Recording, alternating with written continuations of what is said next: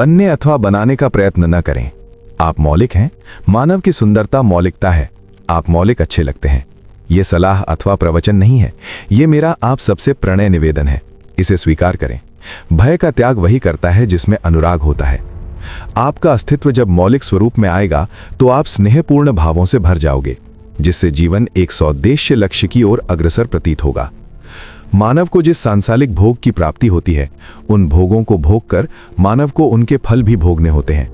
मैं इन पंक्तियों का सहारा लेकर एक ऐसी कहानी का आरंभ करने जा रहा हूं जो सृष्टि की उत्पत्ति से प्रारंभ होकर उसके अंतिम ध्येय तक का सफर क्रमवार चलेगा, जिसमें ब्रह्म के अंड से लेकर खंड तक का गंभीर चिंतन सम्मिलित होगा, जिसमें बताया जाएगा कि ब्रह्म क्या है, ब्रह्म क्यों है और ये कब तक रहता है, ब्रह्म की अंतिम सीमा क्या है, ये कब ज्ञेय हो जाता है, आदि अनेक विस्तृत रोचक जानकारी के साथ सृष्टि में शिव एवं शक्ति का प्रभाव और शिव तथा शक्ति कब स्वयं को रूपांतरित कर लेते हैं। जीवन का प्रारंभ भी जिसमें एक बहुत बड़ी पहेली है, जिसे भी हम बड़े विनोदी ढंग से समझाने का प्रयास करेंगे।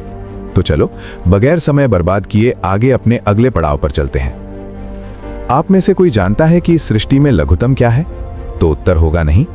तो क्या कोई जानता है सृष्टि में दीर्घतम क्या है? उत्तर होगा नहीं। कभी आपने सोचा है ऐसा क्यों है? यदि नहीं सोचा तो सोचिए ऐसा क्यों है। परंतु मेरा दावा है कि आप इन प्रश्नों का उत्तर देने में जिस दिन सक्षम हो जाएंगे, उस दिन आपको ईश्वर और उससे संबंधित संपूर्ण जानकारी विस्तार से मिल जाएगी। इस सृष्टि में लघुतम से विशालतम और विशालतम से लघुतम की ओर जाना मानव का आविष्कारक ध्येय रहा है। यहाँ तक कि ध्येय को प्राप्त करना भी शायद ध्येय रहा हो।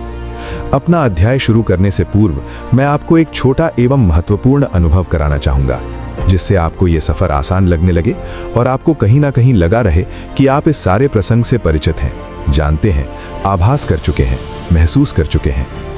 जान सकें जीवन और जीवन से जीवन की रहस्यमयी जानकारी, इसलिए हमारी तरफ से एक छोटा सा प्रयास किया जा रहा है। समाज आज के युग में एक भयानक आंतरिक द्वंद्व युद्ध में फंसा हुआ है। बाहर के युद्ध जीतना जितना आसान है, अंतर युद्ध जीतना उतना ही अधिक दुर्गम है। मानव हथियारबंद सेना से तो जीत सकता है, लाठी डंडे से लड़कर जीतना मुश्किल नहीं। किसी का सर फोड़ देना बड़ा आसान हो सकता है। किसी पहलवान को कुश्ती में हराना बढ़िया और रोमांचक हो सकता है। किसी को गाली देना मजेदार हो सकता है। परंतु कभी सोचा है कि जो कर्म आपके द्वारा किया जा रहा है, वो आपको भविष्य की किस गर्त में धकेल सकता है? अंतर्द्वंद्व या अंतर्युद्ध, अथवा कह सकते हैं समाज जनित अंतर विडंबना, जो आज के मानव का सबसे भ्रष्टतम, ताकतवर, अपरिमित, अजय शत्रु बनकर उभर रहा है। जैसे जैसे काल बदला है, वैसे वैसे युद्ध का तरीका भी।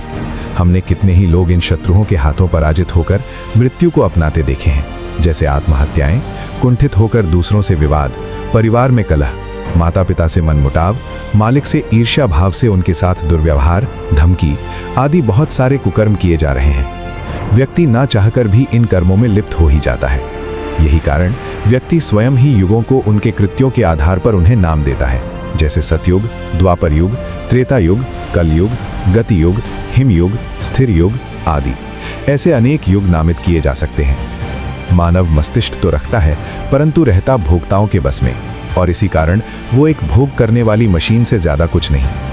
आधुनिक युग मानव को यांत्रिक मानव बनाने पर अधिक जोर दिया जा रहा है एवं उसे यंत्रों का सहारा लेने लिए मजबूर किया जा रहा है। यह लेख मानव के भूत, भविष्य और वर्तमान के गूढ़ रहस्यों को सुलझाने का प्रयास करेगा और मानव भ्रम को दूर करने की कोशिश भी, जिससे मनुष्य के मस्तिष्क पटल को स्वस्थ एवं स्वच्छ किया जा सके। अंत में आपको सूचित किया जाता है कि इसके क्रम में अनेक घटनाओं, पात्रों, कहानियों, किस्सों, एडवेंचर्स को आदि को समाहित कर आपके ज्ञान, संस्कृति, संस्कार, सामाजिक मान्यताओं की वृद्धि, इति, गति आदि को बढ़ाने का भरसक प्रयत्न किया जाएगा।